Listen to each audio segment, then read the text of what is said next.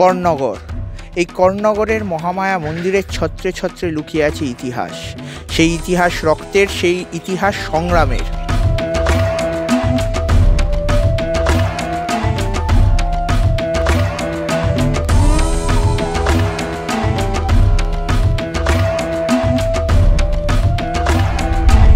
কর্ণগড়ের রানী মাগো অস্ত্র ধরেছিল, কলকাতার লোকে ওকে চুয়াড় বলেছিল।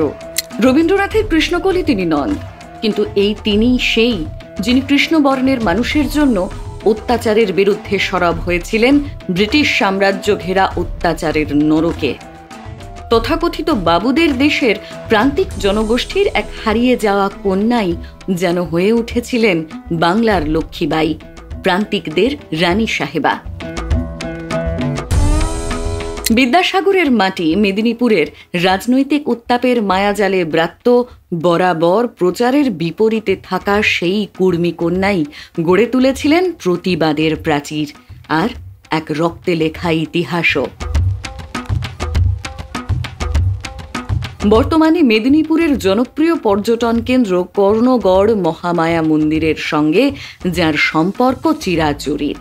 অনেকেই বলেন এই মন্দিরের আরাধ্য দেবী আসলে রানী শিরোমণির প্রতিকৃতি।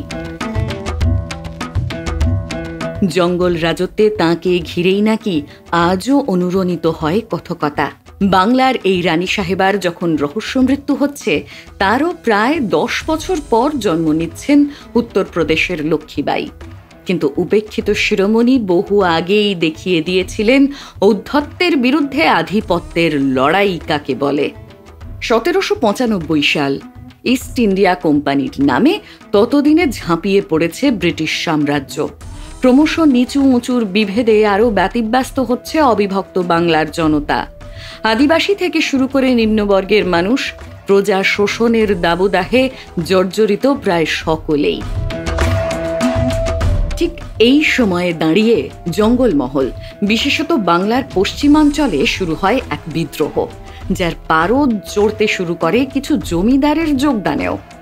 রায়পুরের দুর্জন সিংহ, জগন্নাথ সিংহদের নেতৃত্বে ততদিনে ছোট জাতির অর্থাৎ ইংরেজদের ভাষায় চুয়াড় বিদ্রোহ শুরু হয়েছে। কিন্তু একের পর এক পরাক্রম। অস্ত্রের সজ্জায় খুব একটা এগোতে পারলেন না কৃষকরা, বলে ভালো বিদ্রোহীরা। ঠিক এমন এক পরিস্থিতিতে ব্রিটিশ রুখতে পথে নামেন কর্ণগড়ের রাজা অজিত সিংহ। প্রায় ঢাল তরোয়াল ছাড়াই শুধুমাত্র সাহসের ওপর ভর করেই শুরু হয় লড়াই। টিলার ওপর পাথর কাঁকড়ের তৈরি প্রাসাদই যেন হয়ে ওঠে চুয়াড় বিদ্রোহের আঁতুড় ঘর। সেখানেও বাধে গোল, মৃত্যু হয় অজিত সিংহের। আচমকা স্তিমিত হয় আন্দোলন, উঠে আসেন রানী শিরোমণি। অসীম সাহসের ওপর ভর করেই আধুনিক অস্ত্র প্রতিরোধে হাতে তুলে নেন বল্লম, তীর। নিঃসন্তান রানী আদিবাসী কন্যার হুঙ্কারে একজোট হন জঙ্গলমহলের বাসিন্দারাও। সমস্ত চুয়াড় এক হয়ে রুখে দেয় ব্রিটিশ সেনা। বন্ধ হয় সাহায্য। অত্যাচারী ব্রিটিশদের জলও না দেওয়ার নির্দেশ দেন রানী শিরোমণি। প্রবল মহিলা বিদ্রোহে হিমশিম খায় ব্রিটিশ সাম্রাজ্য। কিন্তু চুয়াড় প্রতিরোধের আগুনেও পড়ে জল। এখানেও তৈরি হয় মির্জাফর। 1799 সাল নাগাদ প্রিয়জন, কেউ কেউ বলেন প্রেমিকের চক্রান্তে ব্রিটিশদের হাতে বন্দী হন রানী শিরোমণি। 1812 সাল নাগাদ বন্দি দশাতেই মৃত্যু হয় শিরোমণির। অনেকেই বলেন জঙ্গলের এই কৃষ্ণকলির মৃত্যুতেও ছিল গভীর চক্রান্ত। খুন করা হয় তাঁকে। বর্তমানের হেরিটেজ হ্রদ হৃদয়ের মায়াজালে তিনি এক প্রকার ব্রাত্য হলেও এই মন্দিরেই অধিষ্ঠাত্রী দেবী শিরোমণি যেন মানুষেরই মহামায়া। কর্ণগড় মহামায়ার মন্দির 1600 খ্রিস্টাব্দের বহু পূর্বে রানী শিরোমণির বংশধর কর্তৃক প্রতিষ্ঠিত। জন্য ভারতবর্ষের মানুষ প্রত্যেকেই এখানে আসেন। আমাদের যিনি সাংবাদিক ছিলেন কুণালবাবু, তিনি এসেছেন।